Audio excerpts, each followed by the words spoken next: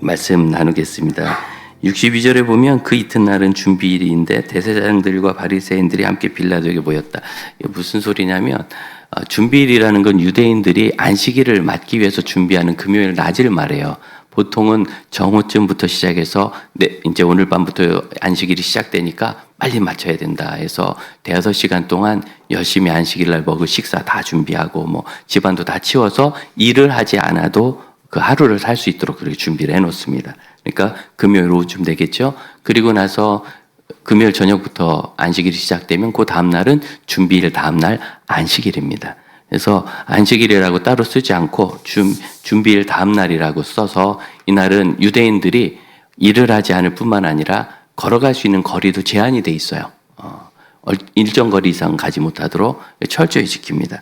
그런데 그들이 지금 모여서 아주 해서는 안 될 일을 하는데 총독에게 이방인을 만나서 안식일인데 이방인을 만나서 그에게 이런저런 부탁을 합니다. 뭘 부탁하느냐면 무덤을 사흘까지 지키게 하옵소서. 왜냐하면 63절에 보니까 주여, 빌라도를 주여라고 부르고 예수님에 대해서는 저 속이던 자, 거짓말하는 사람이라고 얘기해요.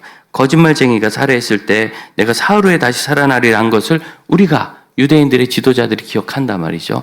그러니까 거기 3일간 잘 지키십시오. 이렇게 요청을 하러 왔다는 거예요. 이게 무슨 소리냐면 안식일에는 움직이지도 않는 유대인들이 여기 이렇게 대제사장들과 바리새인 아시죠?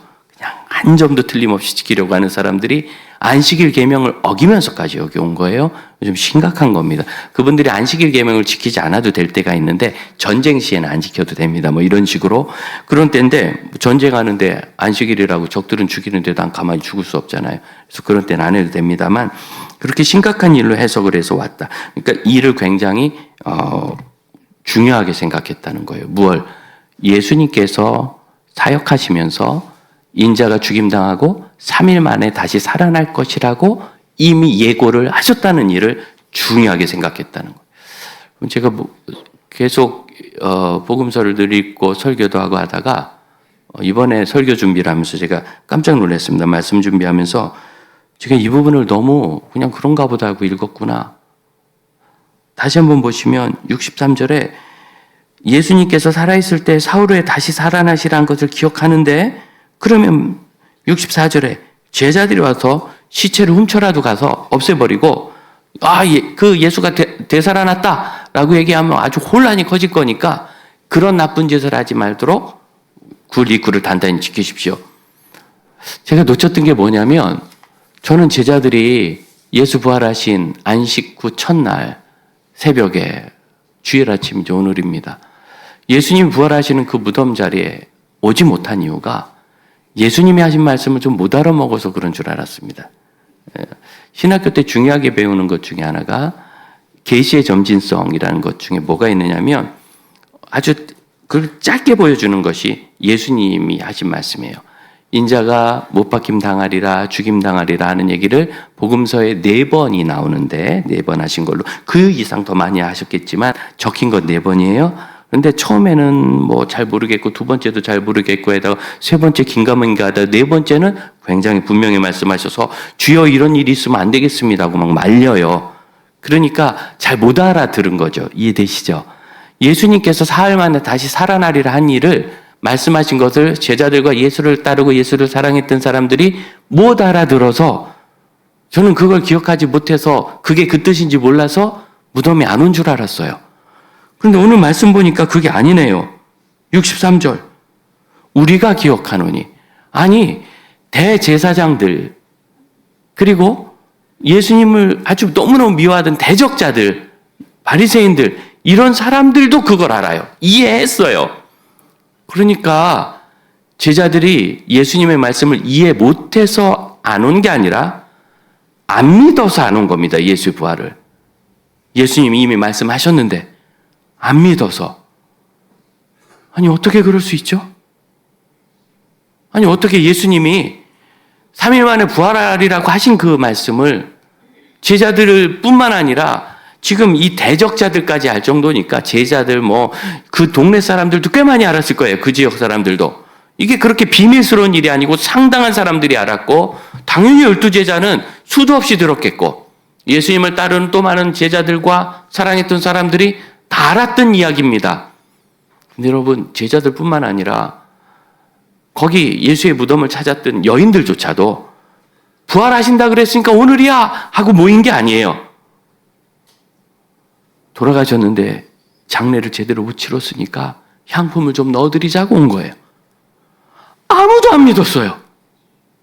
어떻게 그걸 안 믿을 수 있죠?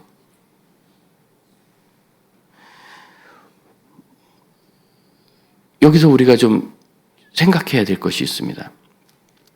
그러면 우리는 믿을 것인가? 저 지금이야 믿죠. 지금이야 부활을 안 믿는 그리스도인들이 어디 있어요? 부활을 안 믿으면 예수 안 믿는 거랑 별반 차이가 없습니다. 부활을 당연히 믿죠.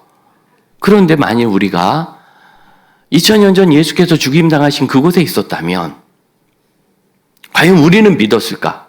우리가 12제자보다 더 훌륭합니까? 아니면 그 여인들보다 더 뛰어납니까? 물론 이 중에 그런 가능성이 있는 분들이 많이 계신 건 알지만, 그러나 누구도 그들보다 더 난 믿음이 좋고 예수를 더 신뢰했을 거라고 말하기는 쉽지 않을 거예요. 그렇다면 무슨 뜻이냐면 우리도 안 믿을 사람이라는 거예요. 뭐 누구 한 명이라도 가서 거기서 3일째야 오늘이, 가만히 있어봐, 혹시 만 3일일지 모르니까 오늘부터 내일까지 지켜, 누구 한 명이라도 했어야 되는데 12제자와 60명과 120명과 오병이어를 경험한 2만 명의 사람들, 그 수많은 군중들, 예수 죽으실 때 눈물을 흘리고 따라갔고 심지어 무덤을 내주었던 아리마대 요셉까지도 이 말을 믿지 않은 거예요. 아무도 안 갔어요. 저는 충격을 받았습니다. 아, 정말 사람에게는 소망이 없구나. 이 이야기는 우리가 얼마나 죄중에 있으며 본질적으로, 본능적으로, 본성적으로 믿음이 없는 존재인지를 깨닫게 해줍니다. 그럼 우리가 알아야 될 게 있습니다. 우리는 정말 믿음이 없는 사람들입니다. 우리는 믿음을 가질 준비도 안 돼 있고 그럴 자질도 없습니다. 그래서 알았어요. 왜 이렇게 오래 예수를 믿어도 바뀌는 게 없고 삶의 변화도 없고 문제는 해결되지 않고 계속되고 어려운가? 아, 우리가 원래 믿음이 없는 존재들이라 믿음이 있는 것으로 착각하고 있어서 믿음이 없는 줄을 알아야 내가 주여 저의 믿음 없음을 도와주소서 하고 울어라도 볼 텐데, 내가 믿는 줄 아니까, 믿음이 있는 줄 아니까, 물론 예수 믿고 구원받는 믿음은 다 가졌습니다만 하나님의 역사를 경험하고 살아계신 하나님을 만나고 변화를 경험할 믿음이 우리에게 없어서 슬픈 선지자들의 예언처럼 너희가 예배드리러 오지만 마당만 밟고 가는구나. 우리 하나님 앞에 우리 마음을 찢어서 깨드리지 않고, 그래서 우리 삶의 문제는 10년이 지나도 20년이 지나도 그대로고 우리는 전혀 변화되지 않고 성숙하지 않고. 여러분, 그리스도의 성숙이라는 게 뭐예요? 고귀함 아니겠습니까? 예수를 닮은, 오늘 찬양대가 드렸던 아름다운 찬양처럼 영화로움 아니겠습니까? 세련됨 아니겠어요? 품이 있는 거 아니겠어요? 호남 쪽에 가면 아델리안이라는 희한한 아파트 브랜드가 있는데 그 동네에 있는 거예요. 그것도 똑같은 이름의 교회가 있어요. 아델리안 교회. 그 건설사를 섬기는 분들이 열심히 교회를 해서 그렇게 했대요. 꼭 아파트 이름 따서 지은 것 같아서 결국 그 교회가 이름을 바꿨습니다. 나중에. 그런데 저는 그렇게 이름을 지은 분이 아파트 홍보하려고 사적인 욕심으로 지은 것 같진 않고 그분의 마음이 이해돼요. 그게 품이 있는 사람들, 기품이 있는 사람들, 로열 패밀리라는 뜻이랍니다. 얼마나 우리가 그리스도인으로서의 기본적 품위가 없는지.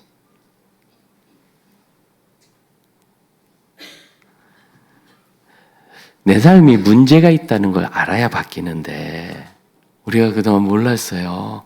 우린 부활 믿으니까 믿음 좋아해서 예수님 잘 믿고 부활도 믿고 그런 사람.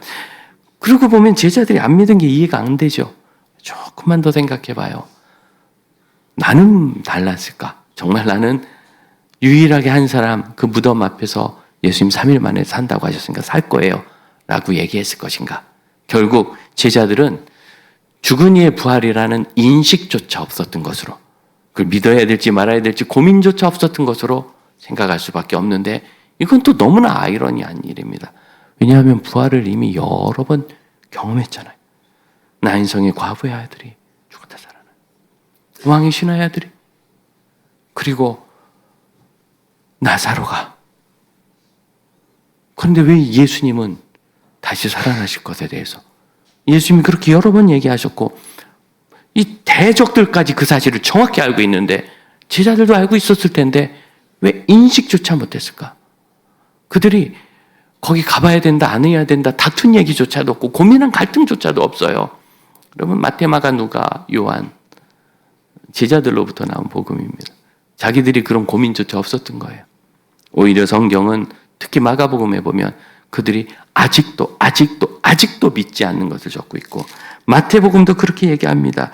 예수를 배웠고 경배하나, 눈에 보고 경배하는데 아직도 의심하는 사람이 있었다. 여러분, 우리에게는 본능적으로 믿음이 너무 없습니다. 그래서 저는 너무 슬프고 잠시지만 큰 좌절을 경험했습니다. 나는 믿음 하나도 없는 사람이구나. 우리가 원래 그렇구나. 사람들은 다 그렇다면 그 속에 묻어가니까 느낌이 없는데, 내가 그 자리에 있었더라면.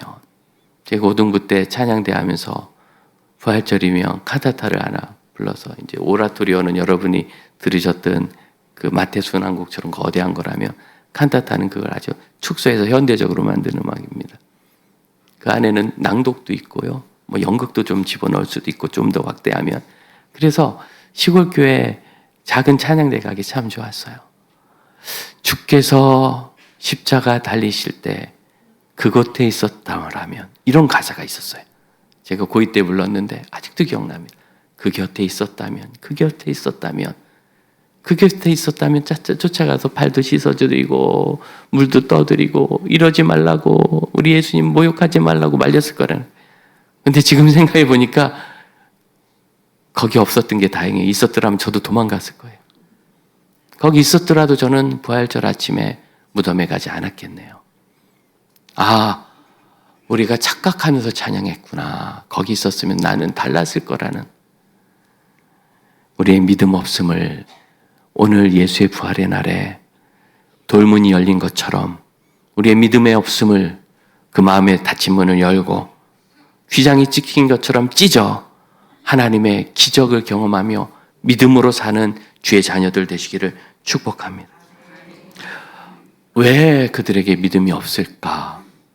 왜 그들이 부활을 사모하지 않았을까? 그러고 보니까 저는 다른 건 몰라도 부활을 너무 좋아해요. 부활절이 너무 좋아서 어렸을 때부터 부활절이 좋았고, 일단은 계란을 많이 먹어서 좋았고, 옛날에 계란이 어디 있습니까? 그리고 너무 감사한 게 계란을 삶다 보면 잘 깨져서 감사해요. 얻어먹을 수 있으니까. 그래서 좋아했는데 나이가 들어서 계란을 많이 못 먹는데도 좋아해요. 지금도 할 수만 있으면 사실은 부활 주일 하루는 아침부터 오후까지 전부 다 잔칫날로 교회에서 만들고 싶어요. 여러분 힘들어할까 봐 못하고, 그럴 자리도 없어서 못하는데 정말 그렇습니다. 왜 제가 이렇게 부활을 좋아할까 생각해 보니까, 제가 살면서 예수님을 이렇게 저렇게 경험해서 많이 만났던 것 같아요. 만남이 있으니까 기도할 때 나에게 은혜를 주셨던 예수님, 어느 날은 저는 상상도 못했던 기도를 제가 할 수 있도록 기도를 열어주시는 예수님, 가서 누군가를 사랑할 수 있도록 봉사할 수 있도록 해주시고, 이 못난 말로 복음을 전하는데도 그걸 듣고 그 사람이 예수님을 영접하고 눈물을 흘리고, 또 어떤 분은 좋아하면서 나도 이제 예수님 만났다고, 나도 이제 예수님 믿는 사람이라고 좋아하는 그 일을 이루시고 영혼을 구원하시고, 그 일을 저를 통해서 써주시는 예수님, 선교 가서 교회에서 봉사하면서 하다못해 교회에서 맛있는 거 먹으면서 놀면서도, 그럼 제가 10대 중반에 15세 예수 만났으니까 예수 모르고 산 건 15년이요. 예수 안에 산 건 이제 40년이 훨씬 넘지 않겠습니까? 그러니 얼마나 예수님이 좋은지. 예수님이 좋으니까 예수님의 부활이 너무 좋아요. 여러분, 예수님이 좋으십니까? 제자들도 좋긴 좋았을 텐데, 그런데 그러려면 기대하는 게 필요합니다. 기대하는 거. 부모님의 생신을 좋아하십니까? 돈 나가서 싫어하는 분도 있다는데, 근데 어떤 분은 너무 부모님 생신을 좋아해요. 왜 좋아할까? 나중에 보니까 부모님으로부터 사랑을 본인이 많이 받았다고 느꼈기 때문에. 근데 그런 분들이 정말 좋은 게 언제 좋냐? 부모님이 돌아가셨을 때 그 생신날이다라면 그렇게 가슴이 저린대요. 공감이 되십니까? 부모님 돌아가셨을 때 그 생신날이 다가오면 그렇게 가슴이 저린대요. 왜 그렇죠? 기억이잖아요. 추억. 복음서 중에 마태복음에 특별한 그 기록이 좀 있습니다. 갈릴리에 대한 것인데요. 천사가 말합니다. 7절이에요. 하반절 보면 너희보다 먼저 갈릴리로 가시나니 거기서 너희가 뵐 것이다. 그들이 가다가 예수를 진짜로 만나요. 10절. 이에 예수께서 이르시되 무서워하지 말라. 같이 읽어볼까요? 가서 내 형제들에게 갈릴리로 가라. 거기서 나를 보리라. 아니, 갈릴리로 가라가 뭐가 이렇게 중요해서 이렇게 계속 적는데요? 마태복음엔 3번이 나옵니다. 조금 앞으로 가시면 26장 31절에 예수님께서 순환을 예고하세요. 인자가 못 박혀 죽게 되리라. 양떼를 치리니 너희가 다 흩어지리라. 32절입니다. 같이 읽어볼까요? 그러나 내가 살아난 후에 너희보다 먼저 갈릴리로 가리라. 갈릴리로 계속 나오죠. 마태복음에 이렇게 3번 나오고 마가복음엔 2번이 나옵니다. 갈릴리로 가리라 말씀하시고 천사가 갈릴리로 가라. 주님께서 먼저 가실 것이다 그래요. 요한복음에는 아예 제자들이 갈릴리로 가버려요, 그냥. 그래서 갈릴리 장면이 요한복음 21장에 길게 있습니다. 이게 뭐죠? 왜 갈릴리로 오라고 하셨을까요? 그들이 지금 예루살렘에 있는데, 뭐 여러 가지 이유가 있겠지만 아주 긍정적이고 적극적인 이유 하나로는 그것은 특별한 땅입니다. 12제자 중에 11제자가 갈릴리 출신입니다. 또한 거기서 그들은 예수님의 수많은 기적, 무리를 겨루시는 예수님을 만나고 폭풍을 잔잔케 하시는 예수님을 만나고 오병이의 기적을 경험하고 죽은 이가 살아나고 귀신이 쫓겨나는 희한한 경험을 거기서 많이 했습니다. 예수님의 기적을 어마어마하게 받고 부흥도 크게 일어났습니다. 그런 것이 갈릴리입니다. 자기가 살던 때, 예수님을 만나던 때도 그랬어요. 밤새 그물을 내려서 잡은 것이 없지만 아침에 예수님께서 이런저런 말씀하시더니 그들의 마음이 열릴 때쯤 깊은 곳에 가서 그물을 던져라. 깊은 곳은 좀 나가야 깊은 곳이에요. 거기 가서 그물을 던졌더니 세상에 고기가 얼마나 많이 잡혔는지 그물이 찢어져요. 찢어지는 거예요. 그런데 찢어지면 다 도망갈 것 같은데 너무 많이 잡히니까 찢어져도 못 도망간 저같이 멍청한 물고기들이 배로 다 끌어올려졌는데 배에 가득하니까 배가 너무 무거워서 가라앉는 거예요. 그래서 이웃 배를 불러서 2배 가득 채워서 2배가 다 막 가라앉을 지경이 돼가지고 그때 주님이 말씀하십니다. 너희들이 고기 잡으니 좋냐? 그동안은 물고기 있는 바다에서 일했지만 너희가 사람을 얻는 바다에서 일할 것이다. 그게 헬라어로 사람 바다에서 일하는 일꾼이라는 단어입니다. 우리말로는 사람 낚는, 사람 잡는 어부라게 해가지고 낚였다는 기분 나쁜 소리로 있는데 사람 바다에서 일한다. 베드로가 그걸 들을 때 물고기를 그물 찢어지도록 잡아도 이렇게 놀라운데 사람을 그렇게 얻는다는 거 얼마나 대단한가? 그 이상의 가치가 어디 있겠어요? 사람을 얻는 가치. 그래서 그가 배와 그물과 심지어 부친도 그냥 두고 우리말로 버려두고 해서 어르신들이 시험 들었대요. 아버지를 버리다니 이렇게. 성경엔 버린다는 말이 없어요. 그냥 두고 떠나서 배와 그물과 부친을 떠나서.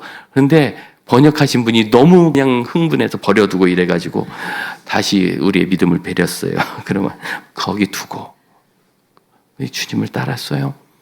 그랬던 기억, 내 헌신과 제자도의 출발점, 추억과 기억이죠. 갈릴리로 부른 거예요.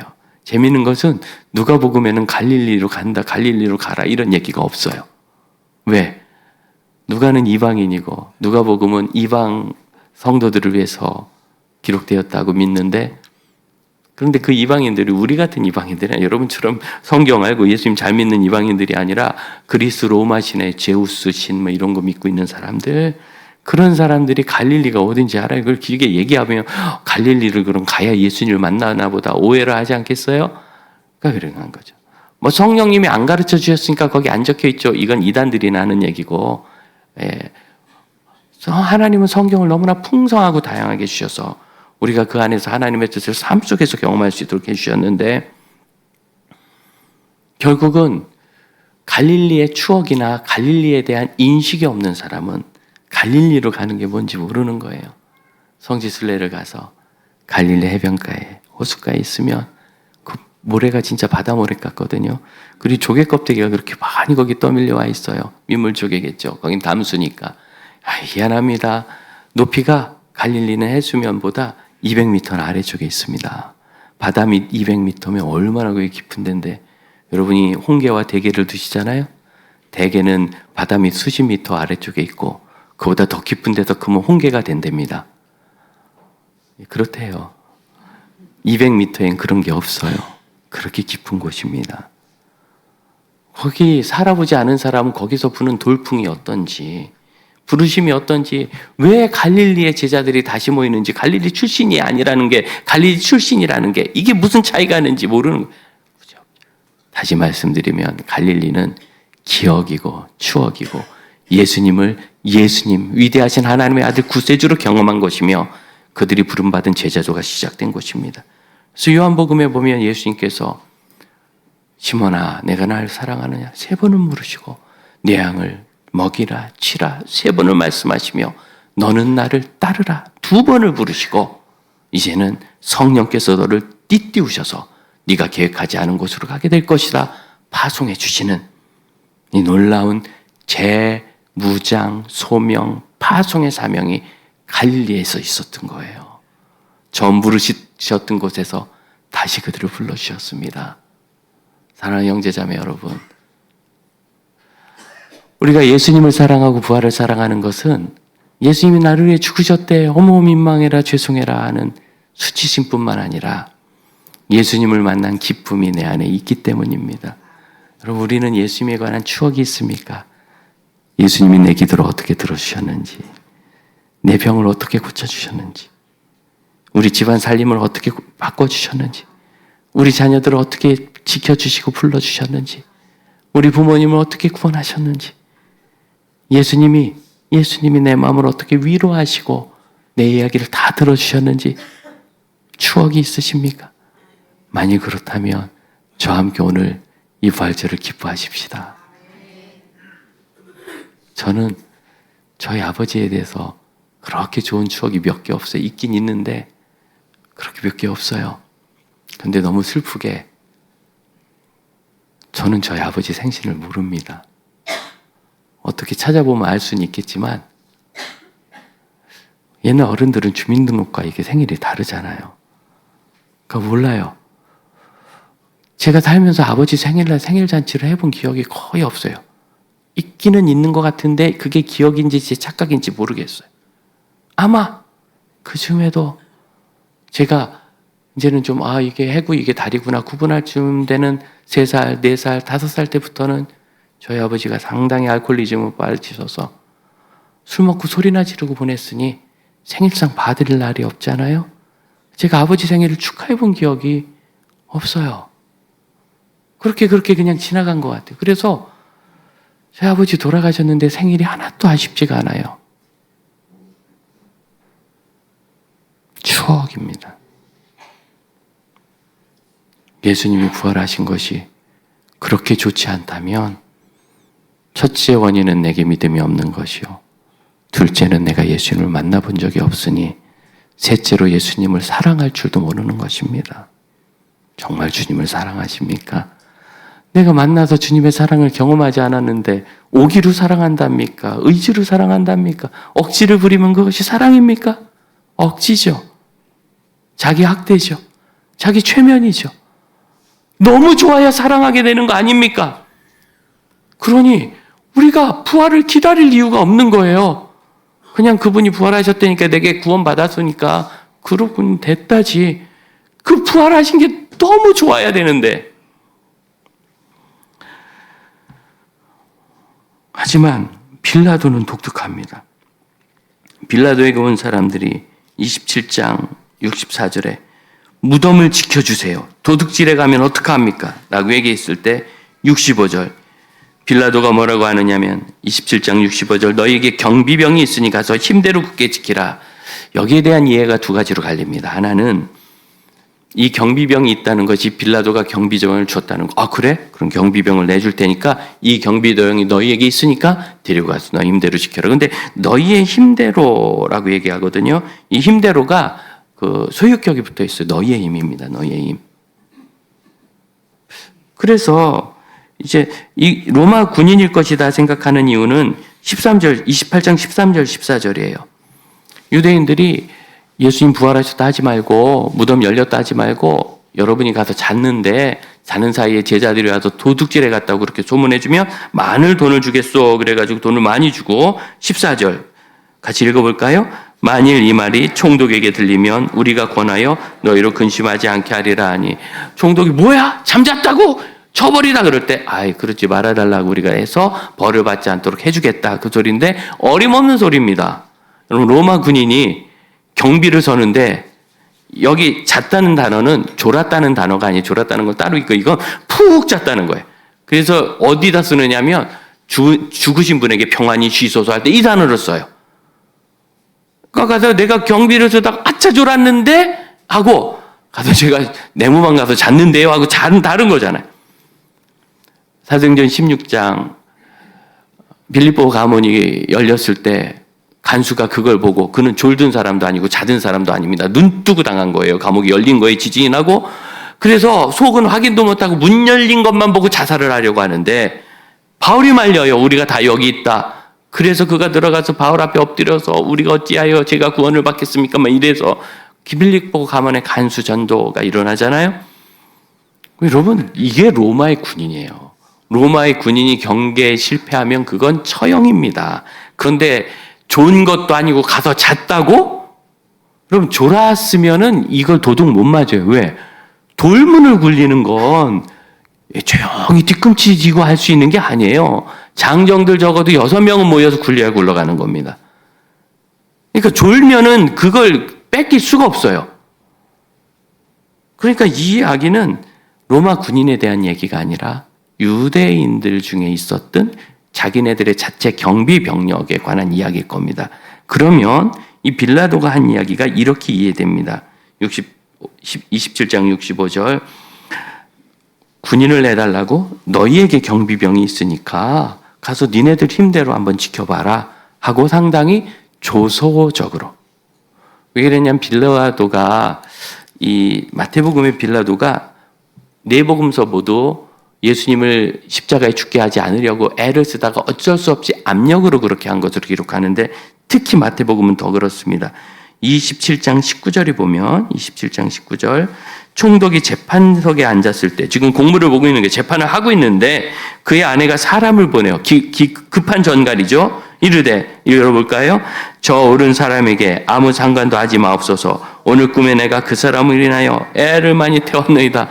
빌라도가 얼마나 놀랐겠어요.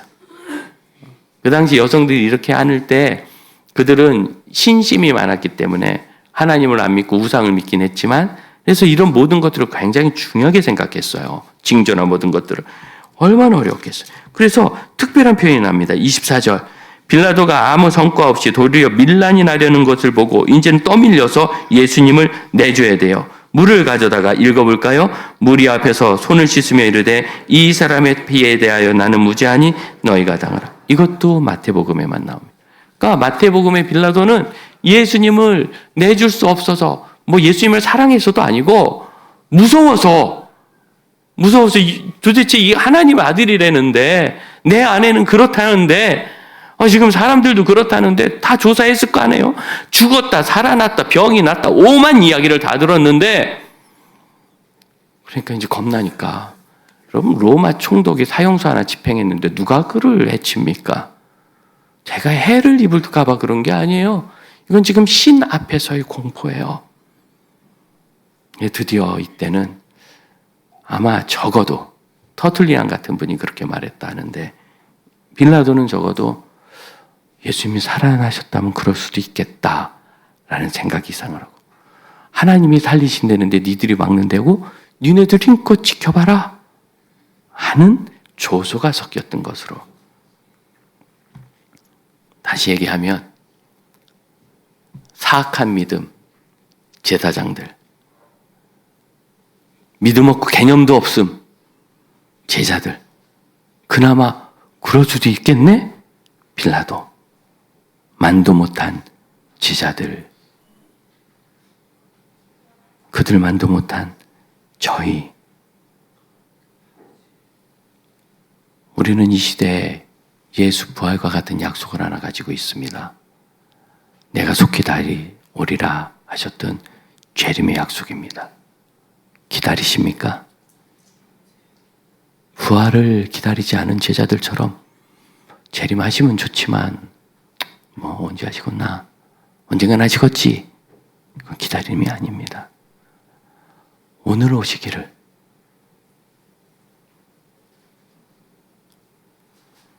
빨리 오시기를. 너무 내가 사랑하니까. 아니면 내가 빨리 여기를 떠나서라도, 사도 바울처럼 떠나서라도 주와 함께 거하기를. 이게 사랑 아니에요? 28장 18절입니다. 예수께서 하늘과 땅의 모든 권세를 가지고 말씀하십니다. 19절. 그러므로 너희는 가서 모든 민족을 제자로 삼아 아버지, 아들과 성령의 이름으로 세례를 베풀고 내가 너희에게 분부한 모든 것을 가르쳐 지키게 하라. 같이 읽을까요? 볼지어다 내가 세상 끝날까지 너희와 항상 함께 있으리라. 칼빈은 이 구절을 가지고 우리가 전하는 복음은 단지 예수 믿으면 구원받아요 하는 것이 아니라 제자를 삼고 가르쳐 지키게 하는 제자를 세우는 일이다 라고 얘기했습니다. 나부터 제자가 돼야 그렇게 세워볼 거 아니에요 라고 말할 수밖에 없습니다. 우리가 그렇게 살아야 그렇게 하자고 하지 않겠습니까? 그런데 이 위대한 명령에 있어서 예수님은 내가 세상 끝날까지 너희와 항상 함께 있으리라 이렇게 말씀하십니다. 마태복음의 시작은 아브라함과 다윗의 자손 예수 그리스도의 세계, 그 집안 내력이라 아브라함부터 시작하고, 마태복음의 끝은 너희와 항상 영원히 함께입니다. 영원히 함께. 그런데 너희와 함께. 우리가 며칠 전 새벽 예배 때 예수님께서 겟세마네에서 기도하시면서 제자들에게 나와 함께를 부탁하신 것을 기억합니다. 나와 함께 깨어있으라. 나와 함께 깨어있으라. 메테모, 나와 함께. 그런데 이제는 예수님께서 메티몬, 너희와 함께를 말씀하십니다. 메티몬. 우리가 예수님께 가서 예수님과 함께 할 수 없다면 예수님이 우리에게 오셔서 우리와 함께 하시지 않겠습니까? 그러니 우리의 겟세마네 기도는 예수님이 우리와 함께 하시도록 세상 끝날까지 주님을 기다리며 복음의 사람이 되는 것이며, 예수님이 우리와 함께 하심을 믿고 지금부터 영원히 매일을 부활의 은혜 가운데 사는 것입니다. 사랑하는 형제자매 여러분, 우리 주의 재림을 기대해야 하는, 기다리고 고대하는 믿음의 자녀들 되시기를 축복합니다. 함께 기도합시다. 주님, 저는 그 부활의 시간에는 그때 살지 않고 태어나지 않아서 없었지만 예수님이 다시 오시는 그 재림의 때에는 있기를 원하며, 또는 제가 이 세상 떠나는 그날까지, 세상 끝날까지 적어도 주님과 함께하는, 주께서 저희와 함께하시는 메티몬의 사람이 되기를 원합니다. 함께 합시면 기도합시다. 기도합니다.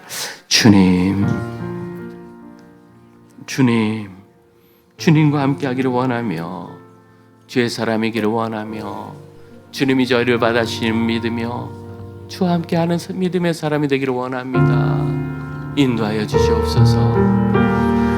저희가 2000년 전 주의 십자가 그곳에 있지 않았고 예수 부활하는 그 놀라운 산의 무덤에 있지도 않았으나 주님, 저희가 있다 한들 그 믿음을 지키지도 못했을 것임을 인하여 한탄하나이다. 주여 저희 믿음 없는 본성을 기억하시고 은혜를 베푸고 불쌍히 여기사 주님을 보고 믿게 하여 주시며 주님을 알게 하여 주시고 이제 주님 다시 오신 그날까지 영원한 그날까지 항상 주께서 저희와 함께 하신 믿음의 사람으로 있게 하옵소서.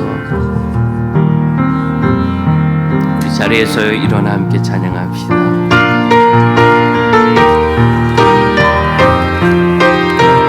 주님 다시 오실 그날까지 주님 다시 오실 때까지 나는 이 길을 가리라.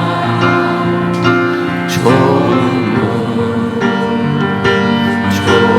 길 나의 십자가 지고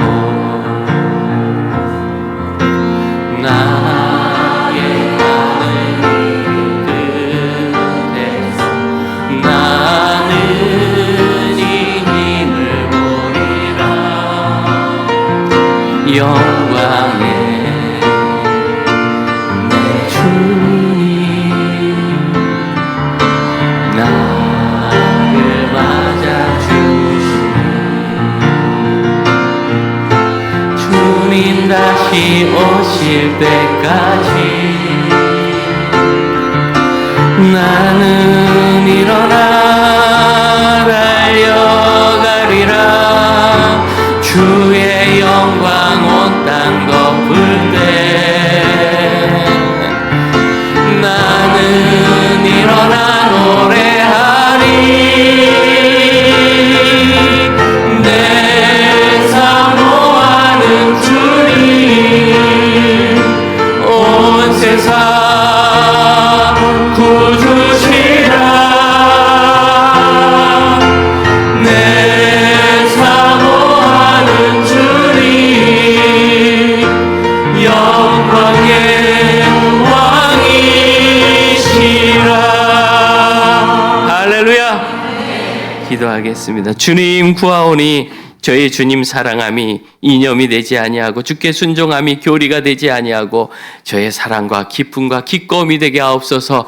그때까지 늘 주님을 만나며 주와 동행하기를 예수의 이름으로 살고 제자로 살고 제자를 삼았더니 항상 주님이 함께 하시는 것을 경험하여 내 사모하는 주님, 내 너무 사모하는 주님을 오늘 부활로 기념하여 만나고 영원히 함께 모시며 만나고 살아가는 영원한 마태복음의 성도들이 되게 하여 주옵소서.